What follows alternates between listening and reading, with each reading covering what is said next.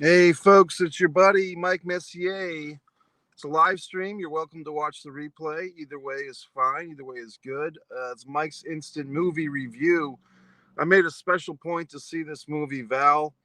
It's a documentary about Val Kilmer. Yes, Forever Batman, Tombstone, I believe, Top Gun. He played Iceman, and so many other parts. Maybe his quintessential role I haven't seen.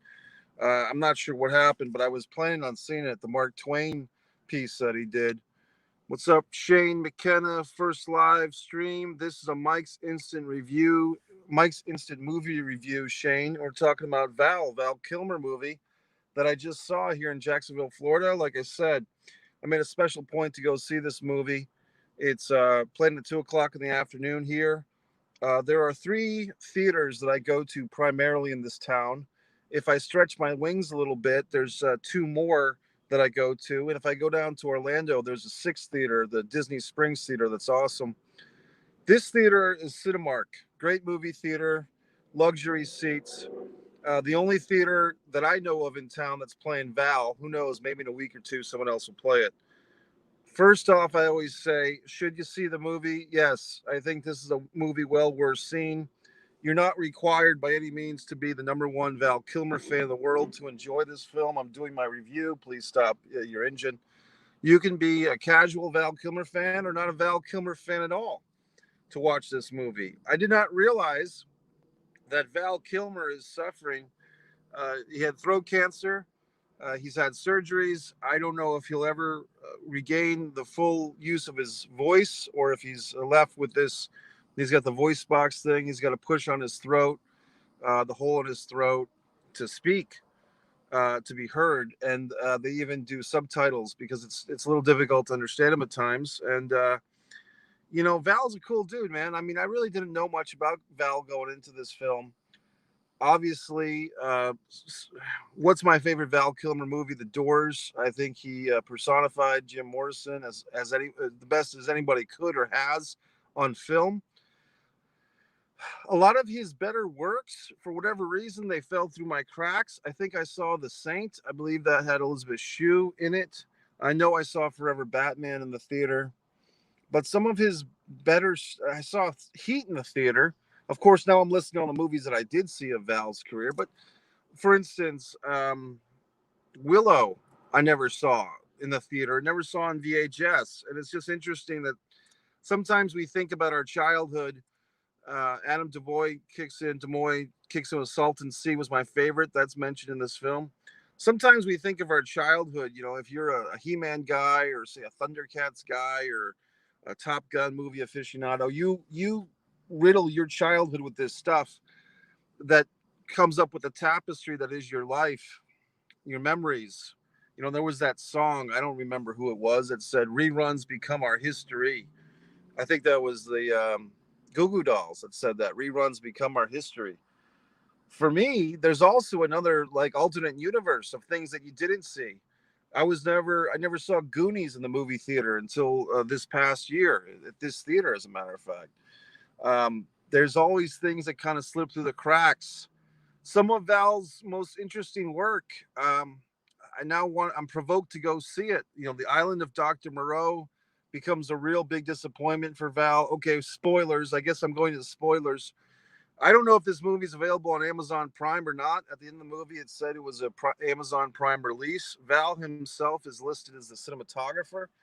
There is so much archival footage from Val Kilmer that he took himself with various video cameras throughout the years. But folks, I'm going to start doing some spoilers left and right. I'll try not to ruin the whole movie if you do see it.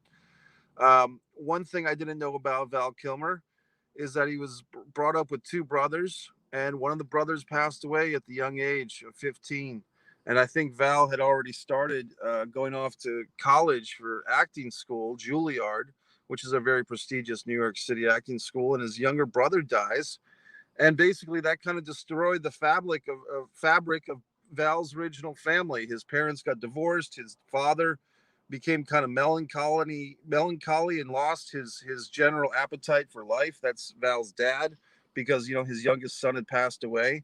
His mom, for her part, she seemed to recover eventually and get remarried. Val admits he didn't warm up to the stepfather right away, as could be expected and understood. But eventually, he did warm up to him, and he really appreciated his stepfather. It's some interesting stuff. You know, when you first see the opening collage of this movie, I'll admit, I'm sitting there like, I'm like, man, it's interesting, you know, because you're looking at early like 80s footage, 1980s footage, home cameras, good looking guys. They're on the set of Top Gun. It's Val's own video camera work behind the scenes of Top Gun. And you're kind of like, man, I mean, I hope this isn't politically incorrect, but it might sound like it. But what a time to be a white man in America. You know, the 1980s, the 1990s, like, fuck, the world was the oyster for the white man, wasn't it? And, you know, it's just not anymore. And that's okay. I mean, we have to share these oysters, and that's the way it should be. But for a time, if you were a good looking white guy, you had the fucking world at your fingertips, it seems. At least that's how it seems. Maybe it wasn't true. Maybe that was a facade all along. But here you see all these strapping, good-looking guys. You know, Tim Robbins um, is in Top Gun. Like it's hard to pull out, but Tim Robbins is in there. Anthony Edwards. I appreciated that they showed a clip from my early favorite Top Gun alumnus Tim Robbins movie, Fraternity Vacation. The infamous quick quote: "Haven't you dicks got anything better to do?" You know, just so much fun stuff was in there, and it just seemed like these guys were having the time of their lives. And then we kind of dig beneath it, and it's like, you know what? Val didn't have it 100% easy either. You know what I mean? He's got this looming cloud of a dead brother, a dead younger brother. It's kind of fucking with him. Of course, people have to park next to me while I'm doing these things, so I have to roll up my window. But anyway, it's just there's something about this town where people always feel the need to park next to me. Like now the people have to talk. You know what I mean? But there's plenty of places that people could go, but they always have to park next to me and interrupt my live streams. But that's okay. We'll keep on doing this. So you know, it's a good movie. I like it. But you know, it's just one of those things where you're watching this movie and you're kind of having like, for me at least, kind of remembering all these movies when they came out. If I saw them, if I didn't, I never saw Top Flight. That was Val Kilmer's first movie. I never saw The Island of Dr. Moreau. What a disappointment, because he wanted to work with Marlon Brando his whole life. He finally gets to work with Marlon Brando, and the movie's a mess. They hired a director that was a good director, but inexperienced with such a big production. And they fired that director on The Island of Dr. Moreau. They brought in another guy who was very good director, but he just wanted to get the thing over with, and he wasn't listening to Brando. And they actually show footage of a guy who's a stand-in named Al, dressed up as Marlon Brando just to cheat a scene. Now, guess what? I experienced that myself on a major motion picture when the star of the film was having financial issues with the director or the producer, and he was replaced for a day. Stand-in. Seeing that happen in Hollywood pictures, it's unbelievable. But what a disappointment for Val. I could really understand that. Uh, you know, he went on to have a pretty good life. Val was married. They're divorced now. Had a son, had a daughter. Daughter's very cute and pretty and kind of gothy. His son actually does the voiceovers for the film. So in a way, this is like a father-son collaboration. Now, Val's not listed as the director of this film. There's two other guys. I don't remember their names that are listed as director. Val's listed as a cinematographer, one of the producers. But you know that he's the guiding light behind this thing. There's also, you know, man's need to analyze himself. I mean, you're on the Subscribe to Mike Messier YouTube channel. You might have seen Rejected by Reality. You might have seen, you know, Disregard the Vampire, Mike Messier documentary. A friend of mine, in theory, is making another Mike Messier doc from the last 3 years worth of footage. We'll see if that comes out. Let's get some, my buddy Shane McKenna checking in. First live stream, buddy. We'll check in with Adam. Salton Sea was my favorite. And yeah, see, I didn't even see The Island of Dr. Moreau. I'm tempted to watch this movie now just because I'm so morbidly interested and intrigued. Watching this film, it's kind of like that analysis, like the man's need to diagnose himself, man's need to think about himself, man's need to make sense of himself and his world and his surroundings. This is what we're going through with Val Kilmer. The he even comments, and for all the fanboys out there and all the cosplayers, he comments on the feeling of being one of these actors who's now doing conventions, and signing thousands of Val Kilmer autographs. And how does he feel about flying around the world trying to pay his debts when he's doing these conventions? And he says he feels like he's living off his old self. Some pretty profound stuff. And they show Val at one of these conventions. He's signing autograph after autograph. He's got his voice box, and then he needs to take a break, and he vomits, and he has to take a nap, and they cover him with a blanket in a wheelchair so that the audience doesn't take pictures of him in that state. Then he finally gets back to signing autographs, and everybody's happy. And the fans, to their credit, were very respectful and polite because they know that he was playing hurt, so to speak. Some really intense stuff here. I mean, I think for me, to be honest, another layer of this, I always say to be honest, but I'm always honest. There's another layer of this movie, which makes me think about my own goddamn life, my own goddamn self. Look, my theory is that everybody has a peak. Like everybody in their life has a certain window, right? Maybe 5 years that they're going to peak, that's going to be their fucking mojo, their fucking moment. And for some guys like a Tom Cruise, whether it's through the Scientology warlocks or whatever else, he's had like a 25 or a 30-year peak. I'm not just talking about actors, though. I'm talking about everybody. But for Val, I would kind of suggest that his peak was actually the Mark Twain thing. Like that's when he wrote it. He's all producing it. He's doing something of value, the type of acting he always wanted to do. But that peak comes right before perhaps the greatest challenge of all, and that's the throat cancer.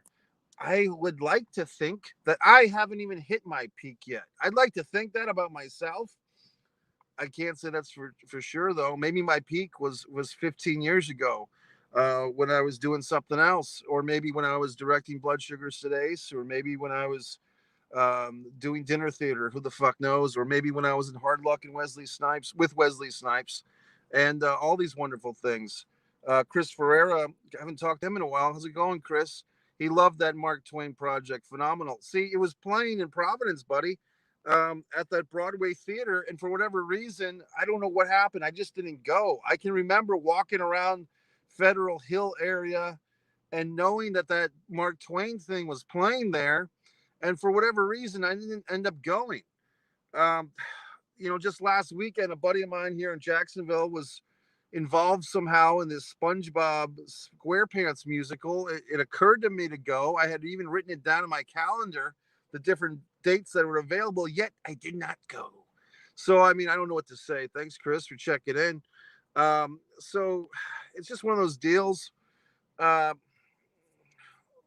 Chris, you beat me to it, buddy. I saw it there. It was amazing. Val is a true artist. Nice to see you, Mike. Thanks, Chris. Stick around, buddy. I got so much stuff on here. Live streams, instant movie reviews, Messier mantras, all types of wonderful things, Chris. You're welcome to subscribe and check it all out. I'm doing this live stream stuff on Facebook. I'm still learning, but it's the magic of modern technologies. And by the way, you might have seen the post, over 900 subscribers as of a week ago. We're up to like 943 and counting. So please help me get up there. Share these links, share these videos. What else can I babble about? I like the goddamn movie. I like Val Kilmer's movie. If Val's out there somehow finding this reaction video, nice work, Val. Inside the mind of an actor, inside the mind of a human being. It wasn't all handed to him like I might have thought on the commercial level. You can't judge by a book by its cover. Big, tall, strapping guy, but still had things in his life that was challenging. Like I said, the dead brother thing. I mean, my God. You know what I mean? Let's see what Adam says. Now we know what all these wrestlers are probably thinking, signing at all these conventions. Like, probably want to puke. Good one, Adam. Adam's talking about the wrestlers. I don't know about that. I mean, I think wrestlers are kind of a different animal than actors. Actors might be a tinge more vain and are always trying to think of themselves in that leading man. You got to remember, this guy Val played fucking Batman. I mean, he was the second cinematic Batman. He talks about that, why he didn't do the second Batman movie. Basically, because he wanted to do the Saint. And he felt like on the Batman movie, he was just a guy putting his hands on his hips in a suit and smiling and curling his lips. And oh, by the way, they show a young Nicole Kidman. My God, I mean, what a fetching wench! What a beautiful woman Nicole Kidman is, was, will always be. Unbelievable, Nicole Kidman, unbelievable. Interesting how all these '90s actors. I mean, of course, Nicole Kidman was married to Tom Cruise. Val Kilmer talks about on the Top Gun set how he was kind of instigating or provoking Tom Cruise a little bit, which I found interesting, just for the character stuff. Um, blah blah blah blah blah blah blah. What else? I like the movie. Okay, folks. The Saint was a great one. Good soundtrack too. I saw it. I can't really remember it. I know my buddy Elizabeth Shue, who obviously I had that wonderful scene in with Hope Springs with Meryl Streep. You know, she was in it. She was the female lead. I will be at AEW tonight, folks. Homecoming. There's a little bit of drip of rain, which is good. It'll cool off the environment. I'll be at Daly's Place. I'll be doing some live stream. If you happen to be an AEW wrestling fan or you want to know what all the hype is about of what I do when I go to these wrestling matches, I'm going to try to live stream some wrestling clips for you, believe it or not. It'll be very exciting. For all the people on LinkedIn that might be seeing this pop up eventually, say, oh my goodness, what is this modern science, modern technology? It's live living. It's excitement. It's Mike Messier bringing to you a slice of my daily endeavors, doing what I do, living life to its fullest. Also, want to subscribe to Mike Messier YouTube channel. I had a couple of Doomer Bloomer podcasts. Very calm, very nice conversations with a woman, a woman who wrote a book for kids, and a gentleman who talks about leadership disciples, Thomas, and all these wonderful people. That's the Doomer Bloomer podcast. Just look on the new playlist with Doomer Bloomer. I should have 2 episodes up there and maybe a third tomorrow. Wonderful, wonderful, wonderful. So subscribe to Mike Messier YouTube channel. The Pro Wrestling Rants, the anger, of course, is always there with that. I'm going to get going now. Thanks everyone for checking in. I appreciate it. And look, if just the car stuff is to your liking, I got Mike's Meals. I did a nice Taco Bell's Mike's Meals last night. But if you want to see my Mike's original films, I always send you there. Blood Sugar Sid Ace, Disregard the Vampire, The Nature of the Flame. Go to Mike's original films playlist. You can see what I'm up to creatively. Subscribe to Mike Messier YouTube channel. Thank you so much. The lesson I got from this documentary, folks, don't throw out your journals. Don't throw out your old VHS camera tapes of your life. Um, Keep your YouTube videos, back them up somewhere, and maybe someday you'll make the analysis of your own life, like Val Kilmer. Congratulations, Val! Great movie, and to the directors and his son and his daughter and all those wonderful people. Subscribe to Mike Messier YouTube channel. Over and out.